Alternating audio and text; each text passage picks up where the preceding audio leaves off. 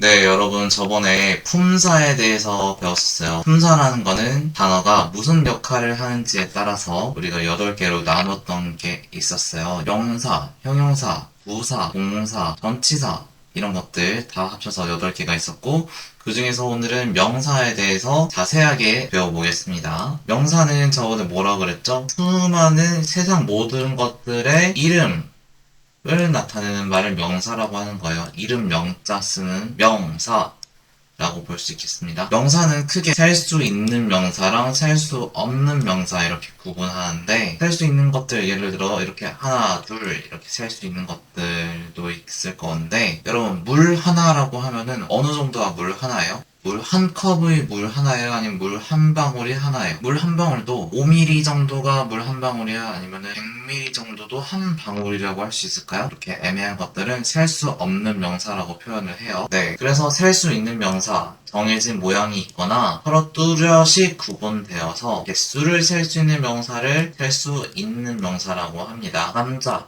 사람 이런 것들은 한 명, 두 명, 세 명 이렇게 셀 수가 있죠. 집도 마찬가지로 한 채, 두 채, 꽃도 꽃 한 송이, 두 송이 이런 것들 셀 수 있는 것들, 이런 것들 셀 수 있는 명사라고 하고요. 여기 특징이 있죠. 하나를 가리킬 때는 앞에 뭘 붙여줘야 된다? 어를 붙여줘야 된다. 그리고 발음이 모음으로 시작할 때는 언을 쓴다. 이렇게 되어 있어요. 여기서 한 가지 우리가 헷갈릴 수도 있는 게, 알파벳이 모음이라고 안 했어요. 뭐가 모음이다? 발음이 모음일 때 여기 보면 hour이라고 나와 있죠. H인데요 선생님? 발음이 근데 뭐예요? hour이에요. 발음. 우리가 모음이 5가지가 있었죠.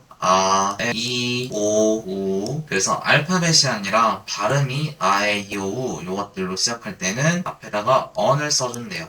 어는 언제 쓴다? 한 개를 가리킬 때는 명사 앞에 이런 것들을 써준다. 알겠죠? 그리고 2개 이상이 있을 때는 복수형을 쓴대요. 복수형이란 무엇이냐? 여러 개 있는 것들을 복수형이라고 그래요. 복수형은 어떻게 쓰냐? 웬만한 건 그냥 뭘 붙이면 된대요? s만 붙이면 된대요.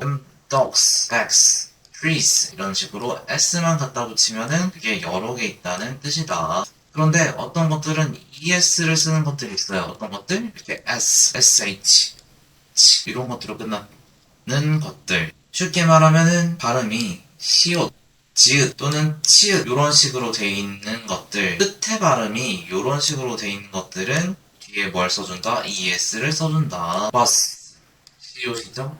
dish, 시옷이죠? bench, 치읓이죠? boxes, 이것도 시옷이죠? 이런 것들을 뭘 써준다? es를 써준다. 그리고 다음에 y 붙어 있는 것들, 이것도 특이한 규칙이 있어요. 이런 거는 y를 i로 바꾸고 es를 바꿔줄래요. 예를 들어 baby, b 뭐예요? 다음이죠. 그러면은 y를 뭘로 바꾸고 i로 바꾸고 es, y를 i로 바꾸고 es, babies 이런 식으로. 여기도 마찬가지로 다음 d랑 y가 만났으니까 y만 i로 바꾸고 es 이렇게 붙여주면 되는 거예요.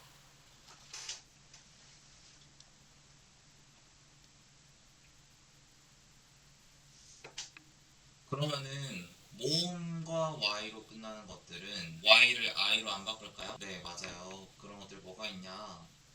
boy, 소년이죠? 소년은 boys 이렇게 쓰지 boys 하라고 할 때 이렇게 쓰는 거 본 적 있어요? 없죠? 네, 그래서 모음과 y로 끝나는 것들은 그대로 써주고 자음과 y로 끝나는 것들은 i로 바꾸고 es를 써주면 된다는 거. 그리고 f나 fe-로 끝나는 것들은 뭘로 바꾸고 v로 바꾸고 es를 써준대요. 예를 들어서 오 그럴 때는 f를 뭘로 바꾸고 v로 바꾸고 es, F2로 끊는 것도 뭘로 바꾸고 V로 바꾸고 ES 이렇게 바꿔줬죠. 하지만 예외 사항도 있어요. 이렇게 이런 식으로 긴 모음 다음에 온 F에는 V로 안 바꿔주고 바로 S 붙는다는 거. 이 belief 여기도 IE 긴 모음이죠. 긴 모음 다음에 F는 그냥 S가 붙는다라는 거. 그리고 O로 끝나는 것들도 ES를 붙여주면 돼요. 여기로 나오죠. potato O로 끝났으니까 ES, tomato O로 끝났으니까 ES. 근데 여기는 또 예외가 있어요. 예외 종류가 뭐냐면은 photograph 를 줄이면 photo가 되거든요. 이런 식으로 줄임말이라든지 아니면 이렇게 피아노처럼 외국에서 온 말들, 고유명사들은 그냥 s만 붙여주는 경우가 있어요. 그런데 우리가 일일이 그게 어떤 건지 확인할 할 수가 없으니까 이런 것들은 아쉽지만 외워주면 되겠습니다. 그리고 HI 이 부분은 무조건 외워야 돼요. 어쩔 수 없어요. man은 man 발음은 똑같은데 A가 E로 바뀌었어요. 그리고 woman 그리고 women 이런 식으로 여기도 A가 E로 바뀌었죠. but, fat, tooth, teeth 여기 있는 부분들은 다 외워줘야 된다는 거. 그리고 이상한 애들 단수형, 복수형이 똑같은 애들이 있어요. S도 안 붙이고 이런 애들도 외워줘야 되겠습니다. 그러면 S를 붙일 때 발음을 어떻게 해줘야 될까요? 아니 S 붙이니까 그냥 스 해주면 안 되나요? 라고 했을 때 발음 조금씩 달라요. 여러분들 들어보고 직접 발음을 보면 알 거예요. 여기는 dance z 발음이 나죠. z 유성음이 뭐냐면은 여러분 목에 손을 갖다 대보면은 말할 때 목이 떨리는 음이 있고 떨리지 않는 음이 있을 거예요. 떨리는 음은 유성음, 목이 안 떨리는 음은 무성음이라고 하는데 무성음들은 발음할 때 목이 안 떨리게 발음할 수 있는 애들이에요. 예를 들어서 T 같은 것도 우리가 의식적으로 T라고 몸에 힘을 주고 할 수도 있지만은 이렇게 목이 안 떨리게 할 수도 있는 거예요. 또는 P 이것도 하면은 목이 안 떨리게 발음할 수가 있죠. 그래서 유성은 목이 떨리는 것들은 z 발음을 해주고 안 떨리는 것들은 s 발음을 해준다는 거. 그 중에서도 t로 끝나는 것들은 t가 아니라 t로 이어서 발음한대요. cat가 아니라 cat 이런 식으로 합쳐서 발음을 해주면 되겠습니다. 그럼 es로 끝나는 것들은 발음을 어떻게 해요? 네, is라고 발음을 한대요. is, classes, sizes, watches 이런 식으로 es로 끝나는 것들은 발음 어떻게 한다? is 이렇게 발음을 하면 됩니다. 셀 수 없는 명사에 대해서 드디어 공부를 할 건데 일정한 형태가 없거나 눈에 보이지 않는 것들 그래서 개수를 세기 어려운 명사들을 셀 수 없는 명사라고 해요. 첫 번째 뭐가 있냐면 정해진 모양이 없는 것들 그러니까 우리 빵이라고 했을 때 빵 하나는 어떤 빵 하나일까요? 식빵 하나를 빵 하나라고 할까? 아니면 슈크림빵? 아니면 바게트? 뭐라고 말하기 애매한 형태가 정해져 있지 않은 것 그리고 아까 말했던 것처럼 우유 같은 것들 우유는 한 방울이 하나예요? 한 컵이 하나예요? 한 방울은 뭐가 기준이에요? 이렇게 애매한 것들 돈도 마찬가지로 돈 하나는 지폐 하나일까요? 동전 하나일까요? 달러가 하나일까? 원이 하나일까? 이렇게 정해지지 않은 것들을 물질 명사라고 표현을 하는 거고요. 그리고 추상적인 개념, 사랑, 눈에 보여요? 행운, 건강, 화남 이런 건 눈에 안 보이는 것들이죠. 이런 것들도 셀 수 없다고 표현을 하고요.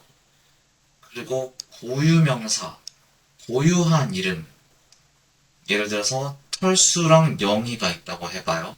그러면은 철수 하나, 철수 둘, 철수 셋 이러고 세면 뭔가 이상하게 느껴지죠? 아니면 서울, 도시 이름이잖아. 서울 하나, 서울 둘, 서울 셋 했을 때 이렇게 세지 않는 것 같은데 이런 것들, 이름 같은 것도 우리가 세지 않는다라고 표현을 합니다. 아니 그럼 이것도 뭔가 세야 되긴 세야 되잖아요. 우유 하나를 어떻게 팔 거예요? 라고 했을 때 우리가 이런 것들은 정해진 단위를 써서 나타내죠. 예를 들어서 a glass of water, 물 한 잔, 빵 한 조각 한 조각, 쌀 한 컵 이런 식으로 단위를 써서 나타낼 수 있습니다. 단위를 쓸 때는 단위를 쓰고 중간에 of를 쓰고 그 다음에 명사 이렇게 써주면 되겠습니다. 단위, of, 명사 그래서 한 컵일 때는 앞에 어를 써주면 되겠고요. 두 컵일 때는 단위에다가 s를 붙여요. 우리 항상 여러 개일 때는 s를 붙여준다고 했었잖아요. 물은 셀 수 없으니까 물에다 붙이는 게 아니라 이 단위에다가 s는 붙여주는 거예요. 알겠죠? 그리고 문장 앞 그리고 단어 앞에 더를 붙여주는 경우가 한 번씩 있는데 더는 뭐냐면은 아무거나가 아니라 어떤 건지 분명한 거 앞에 더는 바로 그라는 건데요. 우리가 연필 좀 빌려줘라고 했을 때 상대방이 어떤 연필을 빌려주든 상관이 별로 없잖아요. 그냥 아무거나 연필 하나만 빌려주면 되는 건데 그런데 예를 들어 모실이 이렇게 있으면은 창문이 하나가 딱 있어요. 그런데 선생님이 친구야 창문 좀 닫아줘 라고 했을 때 모실 안에 있는 이 창문을 닫으려고 하지 갑자기 옆에 건물로 뛰쳐나가서 1층 화장실에 있는 창문을 닫으려고 안 하는 거잖아요. 그래서 뭔가 어떤 거를 가리키는지 명확할 때 그 창문 좀 닫아줘 했을 때 가리키는 게 확실할 때 이럴 때 더를 써준답니다. 문제를 풀어보자면은 명사의 복수형을 쓰세요. 명사의 복수형은 우리가 기본적으로 s를 붙여줬었죠. 그런데 어떤 단어들은 es를 붙이는 것도 있었고요. 단수형이랑 복수형이 똑같은 것도 있었고 특이한 불규칙적인 애들도 있었어요. 기억 안 나면은 앞에 단어들 한 번씩 봐가면서 이것들 채워봅니다. 그리고 B는 발음이 다는 거를 고르는 건데요.